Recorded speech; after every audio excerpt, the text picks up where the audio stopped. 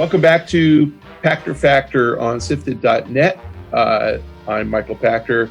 I hope you are watching this as a Patreon patron on SIFTD. If you are not, I hope you have linked your Amazon Prime account to your Twitch Prime account.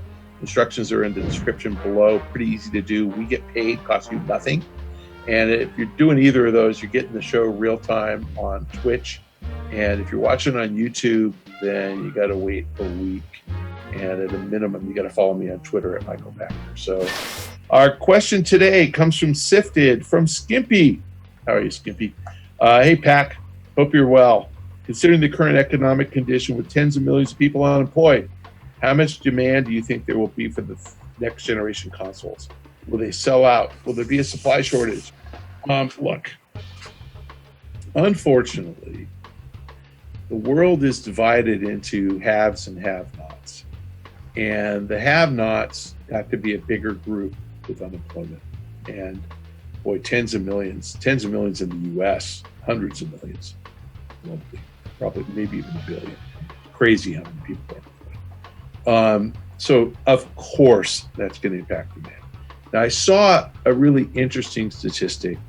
This is US only, but it said that 40% of people who make less than $40,000 a year are unemployed.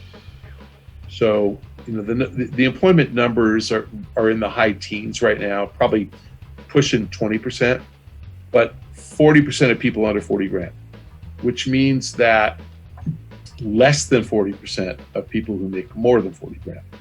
So I can't do the math and get you right, but it's probably 5% of people who make more than 100, and 10% of people who make between 40 and 100, and then 40% of low-wage people. And the answer on consoles is the early adopters tend not to be poor people.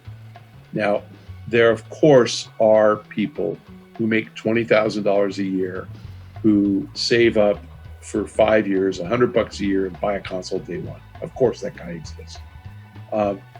And he's still going to buy the console, even if he doesn't have a job. The only way he's not buying a console is if he doesn't have a home and he has no way to plug it in. Is it going to impact first adopters? I doubt it. Not very much, 1 or 2%. Not enough that you would notice. The early adopters are rich people, and rich people are people who had savings. If you're unemployed, homeless, and have no savings, you probably weren't going to buy a console anyway, but if you were, again, I think that's 1% of the early adopters. So I don't think you're going to notice. Obviously, I don't want anybody to be homeless or penniless. It sucks. But I think the better question is, who is buying consoles today? Like, who's buying Xboxes? I will tell you right now, there are over 400,000 PS4s sold in the US in April of 2020. Who are those people? Who bought a PlayStation in April of 2020? And the answer is somebody who didn't have a PlayStation in 2013, 14, 15, 16, 17, 18, 19. Now, does that mean he's a poor person? I don't know. But he certainly didn't want to buy one before April of 2020. And so those late adopters are the guys who are going to be unemployed now, who are going to get their jobs back next year, and who are going to have money in 2 or 3 years, and they're going to buy console then. So I think that it will defer purchase for a lot of people. If they can't afford it, it would be a stupid purchase if you can't pay rent. You got to pay rent first. But as I said, early adopters are rich people. Now, as far as will they sell out or will there be a supply shortage, which are the same question. I think that Sony and Microsoft are going to manage supply to make sure that they sell out.